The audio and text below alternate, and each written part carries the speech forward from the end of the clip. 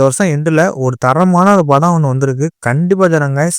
நம்ம எந்தெந்த ஒரு படத்தையும் நம்ம தூக்கி வச்சு கொண்டாடிக்கிட்டு இருக்கோம். ஆனா தமிழ் சினிமால ஒரு ஹிட்டான ஒரு படம் ஒண்ணு வந்திருக்கு. இன்னொரு படமா சிறை. இப்படிலாம் ஒரு சம்பவம் ஒண்ணு நடந்திருக்கா அப்படின்னு சொல்லிப்புட்டு நம்ம தானாகாரன் டைரக்டர் தமிழ் அவர் தான் இந்த ஒரு படத்தோட கதையாசிரியரா இருக்காப்புல. அவருக்கு நடந்த சம்பவத்தை தான் இந்த ஒரு படத்தோட கதையா வச்சு இந்த ஒரு படத்தை பண்ணியிருக்காங்க. இப்படிலாம் ஒரு சம்பவம் ஒண்ணு நடந்திருக்கு அப்படின்னு சொல்லிட்டு நமக்கே ஒரு பக்கத்துல யோசிக்கிற அளவுக்கு மன வலியை ஒரு பக்கத்துல கொடுக்குற அளவுக்கு இந்த ஒரு படம் இருக்கு. இந்த ஒரு படத்துல நீங்க கதையை பார்த்தா சின்ன ஒரு சாதாரண கதை மாதிரி தான் இருக்கு. நம்ம ஹீரோ வந்து ஒரு பக்கத்துல முஸ்லீமு, பொண்ணு வந்து ஒரு இந்து. 2 பேரும் ஒரு பக்கத்துல வந்து லவ் பண்ணிக்கிட்டு இருக்காங்க. லவ் பண்ணி ஒரு பக்கத்துல வீட்டுல வந்து தெரிஞ்சிருது. தெரிஞ்சதுனால அந்த ஹீரோயினோட மாமா வந்து ஒரு பக்கத்துல வந்து நம்ம ஹீரோவை ஒரு பக்கத்துல அடிச்சிருவான். அடிச்சதப்புறம் அம்மா ஒரு பக்கத்துல வந்து எதுக்குனால என் பிள்ளைய அடிச்சு அப்படின்ட்டு ஒரு பக்கத்துல வந்து சண்டை ஒரு பக்கத்துல வளருது. வளர்ந்ததுக்கப்புறம் ஹீரோயினி ஒரு பக்கத்துல வந்து லவ் பண்றது ஒரு பக்கத்துல ஒரு கட்டத்துல தெரிஞ்சு போயிருது.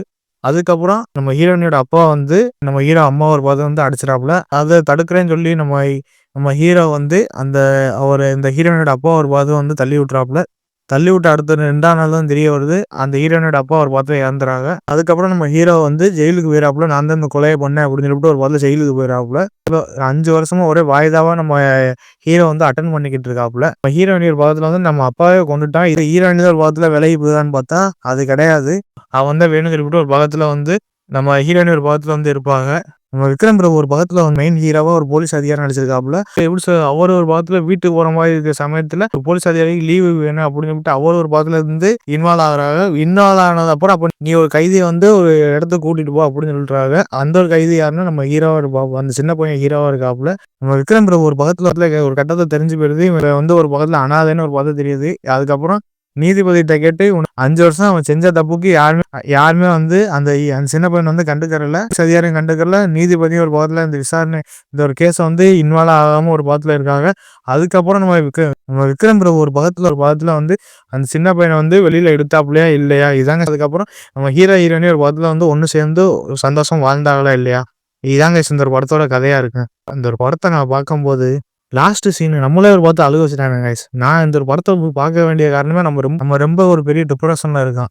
சரி இந்த ஒரு படத்துல போதாச்சும் கொஞ்சம் மனம் மீது கொஞ்சம் டிப்ரெஷன் குறையுமே அப்படின்னு பார்த்தா மேற்கொண்டு பல மடங்கு இந்த ஒரு படத்துல ரொம்ப டிப்ரெஷன் ஆக்கி விட்டானுங்க. அதை பார்க்கும்போது இப்பெல்லாம் சம்பவம் நடந்திருக்கு அப்படின்னு சொல்லிவிட்டு நமக்கே செஞ்ச ஒரு தப்புக்கு 5 வருஷம் யாருமே உனக்கு கண்டுக்கறல. ஒரே வாய்தாவை போட்டு 5 வருஷமா கோர்ட்டு ஜெயிலு இதே மாதிரி இழுத்து வச்சுக்கிட்டு இருக்க அந்த போலீஸ் அதிகாரியும் ஒரு பக்கத்துல நீதிபதியும் தப்பு பண்ணியிருப்பாங்க. பார்க்கும்போது இந்த ஒரு கேஸை வந்து இவ்வளோ அசால்ட்டா விட்டுட்டாங்களே அப்படிதான் நமக்கே தோணுச்சு.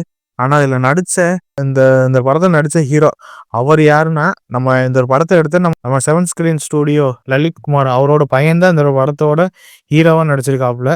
அக்ஷயகுமார் அப்படின்னு ஒரு கேரக்டர். அவருக்கு இதுதான் படம். ஆனா படத்திலேயே அவர் தடம் பதிச்சிட்டாப்புலன்னு நினைக்கிறேன். ஏன்னா தமிழ் சினிமால கண்டிப்பா அவருக்கு வேற லெவல்ல அடுத்தடுத்த படங்கள் கண்டிப்பா வரும். ஏன்னா வேற லெவல் நடிச்சிருக்காப்புல. அதை பார்க்கும்போது இவர் ஏற்கனவே வேற படம்லாம் பண்ணியிருப்பாப்புலையே அப்படிதான் நமக்கே தோணுச்சு. அதை பார்க்கும்போது பக்கத்துல பாக்குறதுக்கு பாவமாவும் இருப்பாப்புல. அதான் பார்க்கும்போது இந்த ஒரு சீன்ல வந்து நம்ம விக்ரம் பிரபு ஒரு பக்கத்துல பிரியாணி வேணுமாடான்னு சொல்லி கேட்பாப்புல. இல்ல சார் எனக்கு வேணாம் அப்படின்னு சொல்லிவிட்டு அவர் எப்படி சொல்றது ஒரு டீ மட்டும் கொடுங்க சார் அப்படி சொல்ற சீனை பார்க்கும்போது எனக்கே கண் கலங்கிருச்சு காய்ஸ். நான் அது வார்த்தையால சொல்றேன். ஆனா நீங்க போய் இந்த ஒரு படத்தை போய் நீங்க பாருங்க. அந்த சீனு எவ்வளவு பெரிய இம்பாக்ட கொடுக்கும்னு நாங்க அந்த ஒரு படத்தை பார்த்து நீங்க தெரிஞ்சுக்கிறேன் guys. ஒவ்வொரு காதலியை பார்க்கறதுக்கு நம்ம ஹீரோ ஒரு படத்துல வந்து ஒவ்வொரு இத்தனை தேதி எனக்கு வாய்தா அதனால நீ வரணும் அப்படின்னு சொல்லக்கூடிய விஷயம்லாம் பார்க்கும்போது நமக்கு ஒரு பக்கத்துல வந்து அழுக வந்துடும். 5 வருஷமா நம்ம ஹீரோ வந்து அந்த காதலிக்காண்டி வெயிட் பண்ணி அந்த கோர்ட்ல வந்து பாக்குற சீன்லாம் பார்க்கும்போது நமக்கே வந்து கண்ணீர் தண்ணி வந்துடும் guys. கண்டிப்பா சொல்றேன்.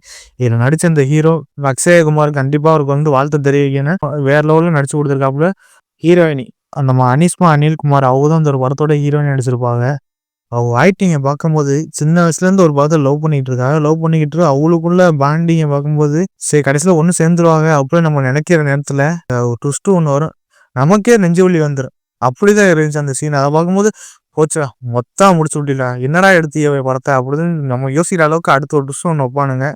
அதை பார்க்கும்போது அப்போதான் நமக்கு ஒரு மனசாரும் நல்ல வேலைக்குப்பா ஓகேப்பா அப்படின்னு சொல்லிட்டு நமக்கு ஒரு பதம் தோணும். புத்தபடி இதில் நடிச்ச நம்ம ஹீரோயினி ஸ்டார்டிங்லேருந்து எண்டு வரை அழுதுகிட்டே இருப்பாங்க. ஸோ 4 சீன் தான் சிரிப்பாங்க.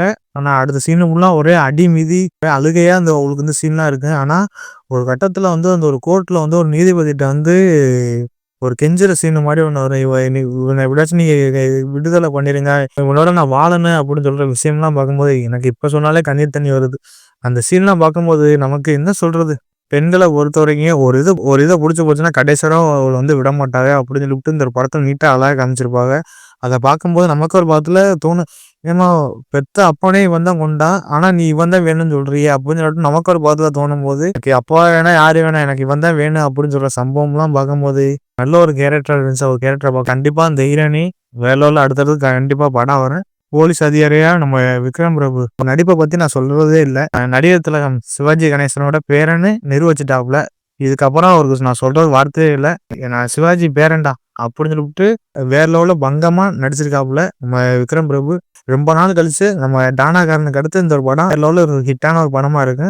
இந்த ஒரு சீன் ஒன்று வருங்க. என்ன ஒரு சீன்னா, நம்ம மூணார் ரமேஷ் அது சின்ன பையன் வந்து ஒரு பாதத்துல வந்து பஸ்ல இருந்து தப்பிச்சு போயிடுவான். தப்பிச்சு போனது அப்புறம் ஒரு பாதத்துல வந்து இந்த ஸ்டேஷன்ல வந்து அந்த சின்ன பையன் வந்து சரண்டர் ஆயிருப்பான். ஆகும்போது விக்ரம் பிரபுவும் அப்புறம் 2 பேர் கூட 2 பேர் வருவாங்க. அவங்க வந்து ஒரு பாதத்துல வந்து அவனை அடின்னு அடிச்சு இங்கடா போன எதிரா போன அப்படின்னு சொல்லிட்டு ஒரு பாதத்துல கேட்கும் போது நம்ம மூணார் ரமேஷ் ஒரு பாதம் வந்து விசாரணை பண்ணாப்புல, எத்தனை துப்பாக்கி கொண்டு வந்தீங்க, அப்புறம் கண்ணு எத்தனை வச்சிருக்கீங்க அப்படின்னு சொல்லிட்டு இந்த புல்லட் எங்க அப்படின்னு சொல்லிட்டு ஒரு பாதத்துல கேட்கறாப்புல. கேட்கும்போது சார் அது அந்த துப்பாக்கியில வந்து லோடு பண்ணி தான் சார் இருக்கு அப்படின்னு சொல்லிட்டு நம்ம மூணார் ரமேஷ் வந்து ரொம்ப ஒரு பக்கத்துல ஆச்சரியமா பாக்குறாப்புல.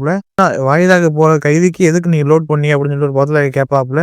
அப்ப கூட இருக்கிற அந்த போலீஸ் அதிகாரி ஒரு பாதத்துல சொல்லுவாப்புல, சார் அவன் முஸ்லீம் அப்படின்னு ஒரு சீன் ஒன்று வரும். அந்த சீனை பார்க்கும்போது மூணார் அமைச்சர் பார்த்து சொல்லாப்புல, அப்போ நான் யாரா, நானும் முஸ்லீம் தான்டா அப்படின்னு சொல்ற சீன்லாம் பார்க்கும்போது இந்த மத ரீதியான பிரச்சனைகள்லாம் அந்த அளவு அப்பெல்லாம் இருந்திருக்கு அப்படின்னு சொல்லிட்டு நமக்கு ஒரு பாகத்துல தோணும். அந்த சீனை பார்க்கும்போது நமக்கு ஒரு பாகத்துல வந்து இந்த போலீஸ் அதிகாரிகள் இன்னும் திருந்தலை அப்படின்னு நமக்கே தோணுச்சு. ஏன் இந்த சீனு கண்டிப்பா சொல்லுங்க வேற லெவலில் கிளாப்பாக இருந்துச்சு. அந்த தேட்டரில் அதை பார்க்க ரொம்ப இன்ட்ரெஸ்டிங்காக இருந்துச்சு. இந்த ஒரு படத்தோட நல்ல ஒரு ஃபீல் குட்டாக கொண்டு போகிற ஒரே ஆள் நம்ம ஜஸ்டின் பிரபாகரனோட பிஜிஎம்லேருந்து பேக்ரவுண்ட் ஸ்கோர்லேருந்து பாட்டுலேருந்து எல்லாமே பக்காவாக கொடுத்துருக்காப்புல. அதை பார்க்கும்போது அவர் பேக்ரவுண்ட் ஸ்கோர் தாங்க வேற லெவலில் இருந்துச்சு. ஒவ்வொரு சீனும் அவங்க ரொம்ப மனத அளவு ஒரு ஃபீல் ஒன்று கொடுத்துட்டு போவான் அந்த பிஜிஎம்லாம். அதெல்லாம் பார்க்கும்போது வேற லெவலில் இருந்துச்சு. கண்டிப்பாக நம்ம ஜஸ்டின் பிரபாகர் அவருக்கு இந்த படத்தோட ஒன் ஆஃப் த பெஸ்ட் படமாக இந்த ஒரு படத்தை இசையமைச்சிருக்காப்புல. கண்டிப்பாக நம்ம ஜஸ்டின் பிரபாகரனுக்கு வாழ்த்து தெரிவிக்கணும். அதனால இந்த ஒரு படத்தை எடுத்து நம்ம டைரக்டர் சுரேஷ் ராஜகுமாரி அவங்க தான் இந்த ஒரு படத்தோட டைரக்டரா இருக்காப்புல. அவர் எப்படி சொல்றது, அவர் வந்து வெற்றிமாறனோட துணை இயக்குனராக இருந்திருக்காப்புல. விசாரணை படத்துக்கு அடுத்ததான் இந்த ஒரு படத்தை கண்டிப்பா நம்ம சொல்லலாம். ஏன்னா இந்த ஒரு படத்தோட கதையை சொன்ன நம்ம தமிழ் கடைசியா 2 பேர்த்த பார்த்த ஒரே ஆளு வந்து நம்ம டைரக்டர் தமிழ்ல இந்த காதல் ஜோடியில ஒரு பக்கத்துல பார்த்திருக்காப்புல. தமிழ்லே நம்ம ஒரு பக்கத்துல வந்து இந்த சம்பவத்துல நேர்ல பார்த்திருக்காப்புல அப்படின்னு நமக்கே தோணுச்சு. 2 பேரும் வாழ்க்கையை பத்தி அந்த ஒரு படமா தமிழ் வந்து நம்ம சுரேஷ்ட வந்து சொல்லியிருக்காப்புல. கண்டிப்பா இந்த ஒரு படம் டைரக்டர் தமிழுக்கு ஒரு படத்துல வந்து வாழ்த்து தெரிவிக்கணும். கண்டிப்பா தருங்க. 2025 ஒரு மஸ்ட் வாட்சான பிலிம். கண்டிப்பா